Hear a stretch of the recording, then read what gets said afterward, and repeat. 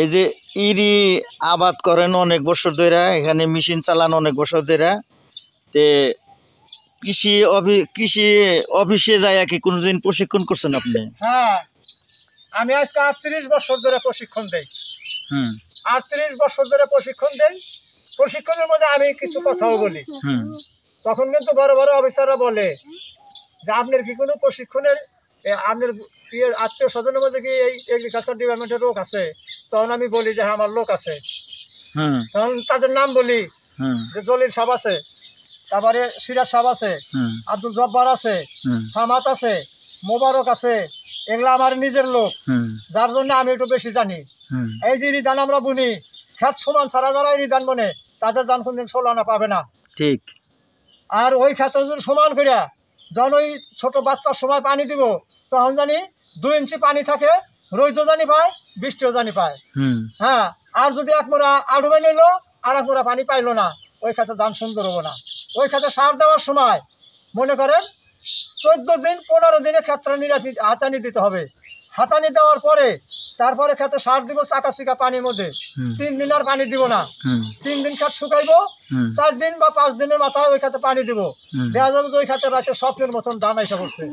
তারপরে ওইটা কি করবো, ওইটারে মনে করেন যে 4 দিন পরে পানি দিয়া পানি কিছুদিন বাজাইবো, তো কমই বাজাইবো।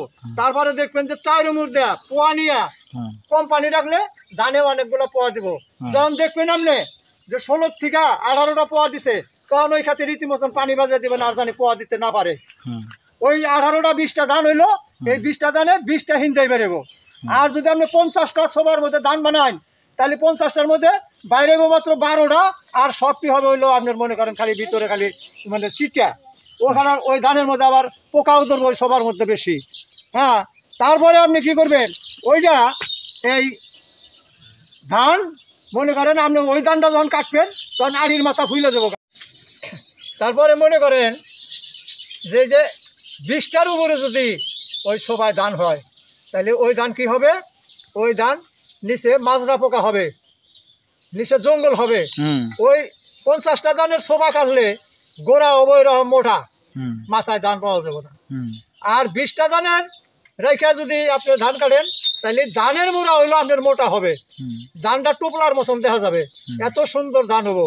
ধান 20-এর উপরে জানি কারোর শোভায় কোনো ধান না হয়। এটা হলো এগ্রিকালচার ডিপার্টমেন্টের নিয়ম। বেশি ধান হইলেই ওই ধান চিটা হবে। ওই ধান বাইরেব কিবা করে আটটা করে, কত বাইরেব কত বাইরেব না, কত ফুইলা বেরোইব কত বাইরে হারবো না। এইভাবে ধানের দিকে প্রচুর ক্ষতি হবে। আর আমরা প্রশিক্ষণ দিছি, আমি 38 বছর প্রশিক্ষণ দিছি। আমার প্রশিক্ষণ অনুযায়ী খেতে ধান বোনা পানি জানি সমান থাকে, পানি সমান থাকবে, ওই ক্ষেতের মধ্যে ধানের ফলন ভালো আসবে। আর পানির বেশি পানিতে সার দিলে ওই সারটা 10 আনা সার উইরা যাব, আর 6 আনা অ্যাকশন করবো। হ্যাঁ, ঠিক আছে। হ্যাঁ, আর মনে করেন ওই ক্ষেতে যখনই পোয়া দেওয়া শেষ হবো, তখন মনে করেন আপনি এই কাজ করবেন হলে একটাই, যে ক্ষেতে তখন পানি বাজাবেন আর জানি পোয়া না দিতে পারে, তাহলে ওই ধানে আপনি ফলন ভালো পাবেন। আপনার যে ক্ষেতে 20 মণ হবো সে ক্ষেতে 20 মণই হবে, আবার ওই 20 মণের ক্ষেতে কিন্তু আবার 9 মণও পাবেন না। খামাখা দুষছেন এগ্রিকালচার অফিসারকে, কিন্তু তাগরে দোষারোপ করবেন না, নিয়ম আপনারাই পাল্টে হেলায়। খেতে পানি না দিলে আপনারা পাগল হয়ে যান গে, কিন্তু খেতে সবসময় পানি রাখলে খেতে খাটা রোগ আসবে। এই খাটা রোগ আসলে তখন দেও সিওবিট, দেও ভিটামিন, দেও না এই জিপ সার, দেও এইটা ওইটা, তারপরেও আবার জিপ সার আপনি দেন। তাহলে ওই জিপ সারের সাথে যদি আপনি ইউরিয়া মিশিয়ে দেন, যে আমার খাটা রোগ আছে ইউরিয়া মিশিয়ে দিলাম, তাহলে কিন্তু রিয়াকশন করবো। এটা কিন্তু রিয়াকশন করবো।